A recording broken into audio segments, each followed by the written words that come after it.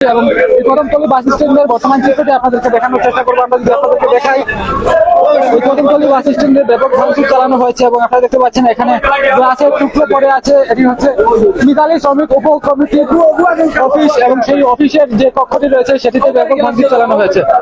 আমরা যদি আপনাদেরকে দেখাই পুরো টার্মিনালটি আপনাদেরকে দেখানোর চেষ্টা করবো।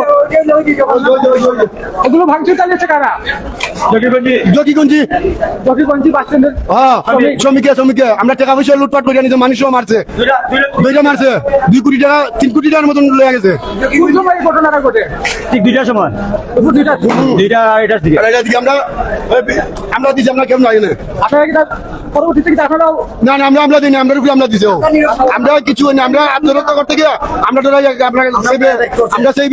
আমরা বই দিয়েছি আর আমরা আক্রমণ করি টাকা পয়সা লিয়ে গেছে। আমরা ওই যে টাকা নিয়েছি আর ওই যে ক্ষতি আমরা দেখেন, আমরা লুট মারছে, ওই যে আমরা মারছে, ওই যে আমরা যদি আপনাদেরকে দেখাই, এখানে যে মিতালি পরিবহনের যে বাস রয়েছে সেই বাসগুলোতে হামলা চালানো হয়েছে, বাসের গ্লাস ভাঙচুর করা হয়েছে এবং এই মুহূর্তে সেনাবাহিনী কিন্তু বাস টার্মিনালে পাহারা দিচ্ছেন। আমরা যদি আপনাদেরকে দেখাই, আমরা দেখানোর চেষ্টা করি মিতালি পরিবহনের যে বাস রয়েছে সেই বাসে ব্যাপক ভাঙচুর চালানো হয়েছে এবং মিতালি পরিবহন শ্রমিকের অনেক আছেন এখানে। আমরা যদি আপনাদেরকে দেখাই, দেখতে পাচ্ছেন মিতালি পরিবহনের যে বাস সেই বাসের গ্লাস ভাঙচুর করা হয়েছে এবং অফিস কক্ষ ভাঙচুর করা হয়েছে। তারা অভিযোগ করছেন যে হঠাৎ অতর্কিতভাবে তারা হামলা চালায় এবং মালিক পক্ষ শ্রমিক পক্ষ উভয় দর্শক আমরা কি হয়েছে এখানে বলেন আপনি, কি হয়েছে এখানে? জকিগঞ্জি শ্রমিকে জ্বালাইছে, দর্শক মাথা ফাটিয়ে ফেলা হয়েছে। কতজন আহত হয়েছে?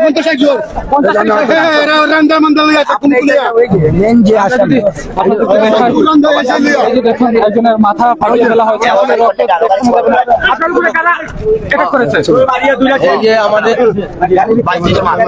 আমি গাড়ি নিয়ে ঢাকার থেকে আসছি, আসার পরে দেখলাম এখানে একটা ঝামেলা হইতেছে। কি হয়েছে জানি না, বিষয় আসো।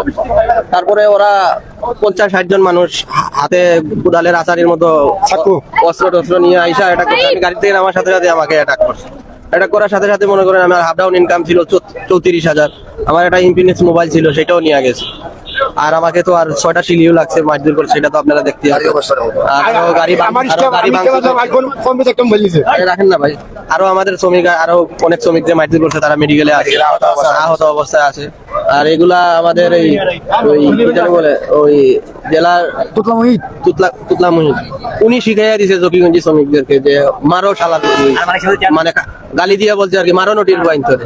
এরপরে আমাদের মিতালির সভাপতি তারেক মিয়া উনি এখানে আমাদের শ্রমিকদেরকে আটকে রাখা দিছে আর ওদের শ্রমিকদেরকে ছাড়ছে। ওরা এসে আমাদের অফিস ভাঙচুর করছে। অফিস থেকে অনেক টাকা পয়সা লুটপাট হয়ে গেছে, শ্রমিকের কল্যাণের টাকাগুলা নিয়ে গেছে, অনেক টাকা নিয়েছে। আমি জানি না, সেটা ক্যাশিয়ার ডক্টরে বলতে পারবে কত টাকা। তবে আমার আমি তো গাড়ি নিয়ে ঢাকা থেকে আসছি, কৃষি কি নিয়ে দ্বন্দ্বটা বাঁচে তা জানি। আমি যা দেখছি তা বললাম।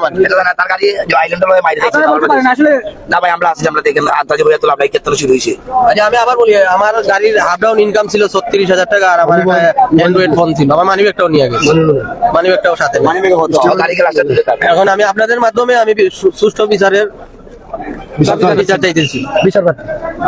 দর্শক আমরা যদি আপনাদেরকে দেখাই, চরম উত্তেজনা বিরাজ করছে সিলেটের কদমতলী বাস টার্মিনালে। এখানে ব্যাপক ভাঙচুর চালানো হয়েছে এবং মিতালি পরিবহনের যে অফিসটি রয়েছে সেই অফিসে ব্যাপক ভাঙচুর চালানো হয়েছে। অনেক গ্লাসের টুকরো পড়ে আছে এবং তারা অভিযোগ করছেন তাদের টাকা পয়সা সহ ব্যাপক জিনিস লুট করে নেওয়া হয়েছে। এবং আমরা দেখতে পাচ্ছি এই মুহূর্তে সেনাবাহিনী অবস্থান করছেন সিলেটের কদমতলী বাস টার্মিনালে। সেনাবাহিনীর দুটি গাড়ি আমরা দেখতে পাচ্ছি এখানে এবং বাস শ্রমিক ইউনিয়নের অনেক নেতৃবৃন্দকে আমরা এই মুহূর্তে দেখতে পাচ্ছি এখানে। পরিবহন শ্রমিক ভাইরা এবং পরিবহন মালিক সমিতির কেন্দ্রীয় মহাসচিব সহ বিভিন্ন পর্যায়ের মালিকবৃন্দ সকলকে সিলেট সিটি কর্পোরেশনের পক্ষ থেকে, জেলা বিএনপির পক্ষ থেকে আপনাদেরকে শুভেচ্ছা জানাচ্ছি। আমরা আমাদের দেশের মাননীয় প্রধানমন্ত্রী 2 তারিখ সিলেট সফর করবেন, এইটা আমাদের জন্য একটি আনন্দের সংবাদ। এই সংবাদটি তিনি নির্বাচন পূর্বে এসেছিলেন, সিলেটে আসছেন প্রধানমন্ত্রী হওয়ার পরে। তিনি এই সিলেটের মানুষের পরম আত্মার আত্মীয়, তাকে আমরা সিলেটবাসী সম্মান জানানোর জন্য আমরা ব্যস্ত।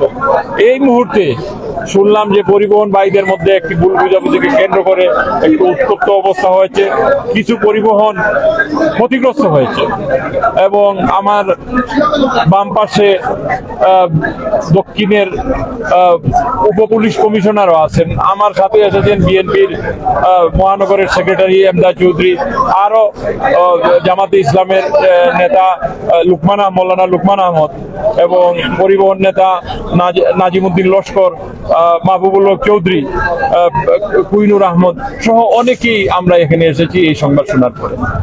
তো এইটা অনাকাঙ্ক্ষিত ঘটনা আমাদের জন্য। আমরা এই দেশকে শান্তিতে বাসযোগ্য করে তোলার কাজ করছি। আমি সিলেট সিটির প্রশাসক হিসাবে রাত দিন 24 ঘন্টা আমাদের দলের প্রধান, সরকারের মাননীয় প্রধানমন্ত্রীর নির্দেশে বিভিন্ন জায়গায় ছুটে বেড়াচ্ছি। এইখানে যদি দক্ষিণ সুরমা কেন্দ্রীয় বাস টার্মিনালে এই ধরনের ঘটনার সংবাদ আছে, এটা আমাদের জন্য খুবই বেদনাদায়ক। যাই হোক, যা হয়েছে আমরা উভয়ই বসেছি, কথা বলেছি। শ্রমিক এর সভাপতি মইনুল সাহেব আমাকে সহযোগিতা করেছেন, সাধারণ সম্পাদক যিনি আছেন তিনিও সহযোগিতা করেছেন, তিনের সাথে আমি ফোনে কথা বলেছি। উভয়ই আমাকে বলেছেন যে আর কোনো ঝামেলা হবে না, পরিস্থিতি স্বাভাবিকভাবে যাবে এবং আজকের উদ্ভূত পরিস্থিতি বা আজকের এই ঘটনা কারা দায়ী এই বিষয়গুলো আমরা চিহ্নিত করব। আমি এই জন্য 2 তারিখের পরে আমাদের মেয়রের অফিসে আমি পরিবহন শ্রমিকের সাথে সংশ্লিষ্ট নেতৃবৃন্দকে ডাকবো, কথা শুনবো, শুনে জড়িতদের বিরুদ্ধে আমরা এই উপযুক্ত ব্যবস্থা নিব। সুতরাং তার আগ পর্যন্ত আপনারা শান্ত থাকবেন এবং এই যে পরিমাণ পরিবহন ক্ষতিগ্রস্ত হয়েছে, এই পরিবহনগুলো আপনাদের জীবন জীবিকা নির্বাহ করে এই পরিবহন থেকে। এখন যদি এই পরিবহনগুলোতে ভাঙচুর করেন, একটা বাস ভাঙচুর করেন, একটা গাড়ি ভাঙচুর করেন, ক্ষতিটা দিন শেষে আপনাদেরই হবে। তখন হবে যে একটা ভাঙা গাড়ির মালিক যিনি গাড়ি মেরামত করাবেন না, আপনি এই গাড়ি চালাতে পারবেন না, আপনি না চালাইলে আপনার অর্থ কষ্টে আপনি পড়বেন। এই বিষয়গুলো মাথায় নিবেন, নিয়ে ভবিষ্যতে কোনো সমস্যা তৈরি হইলে বসে সমাধান করার চেষ্টা করবেন, গাড়ির উপরে আঘাত করবেন না। গাড়ির তো প্রাণ নাই যে গাড়ি বলবে যে আমাকে আঘাত করতেছে কেন, আমার দুষ্টা। এই জন্য বিশেষ করে এই পরিবহন সেক্টরের শ্রমিক ভাইদের উদ্দেশ্যে আমি বলছি এবং মালিক পক্ষকেও বলছি, গাড়ি ক্ষতিগ্রস্ত হয় এই ধরনের কোনো কর্মকাণ্ডে আপনারা লিপ্ত হবেন না। আশা করি আমার কথাগুলো শুনবেন এবং আগামীতে 2 তারিখের পরে মাননীয় প্রধানমন্ত্রী সিলেটের সফর শেষ করে যাওয়ার পরে এইগুলো আমরা বসে শ্রমিক মালিক উভয়ই বসে আমরা এটা একটা সমাধান করব। এর আগে আমাদের যে সমস্ত গাড়ি ক্ষতিগ্রস্ত হয়েছে, এই ক্ষতিগ্রস্ত গাড়ি আমি কিছু নেতৃবৃন্দকে দায়িত্ব দিয়েছি কি পরিমাণ ক্ষতিগ্রস্ত হয়েছে এইগুলার যে ক্ষতির বিষয়টি নির্ণয় করতে।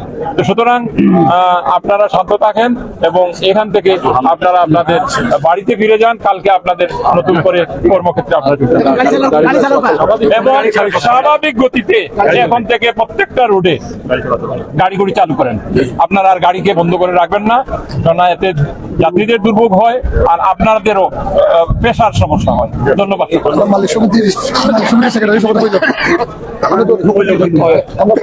আমি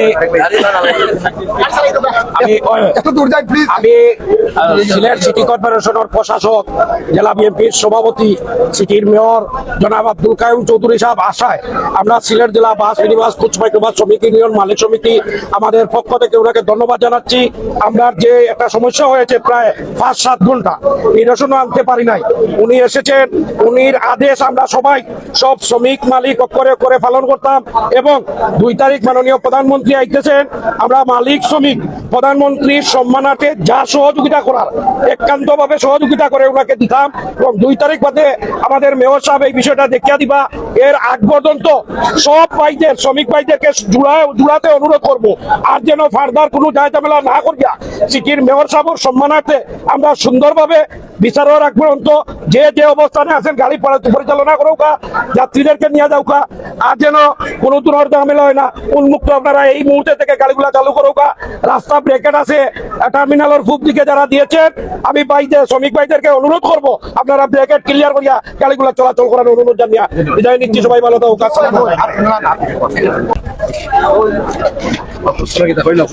এই তো আপনি পরিদর্শন করতে আসলেন, কি দেখলেন, কি বুঝলেন? এটা পরিদর্শনে আমি আসি নাই, আমি এসেছি যেখানে একটা ঝামেলা হয়তো এই ঝামেলা নিরসন কিভাবে করা যায় সেজন্য এসেছি। স্বাভাবিক কারণেই এখানে এমন একটা সেক্টর, এখানে শ্রমিক মালিক বিশাল একটা বিষয়।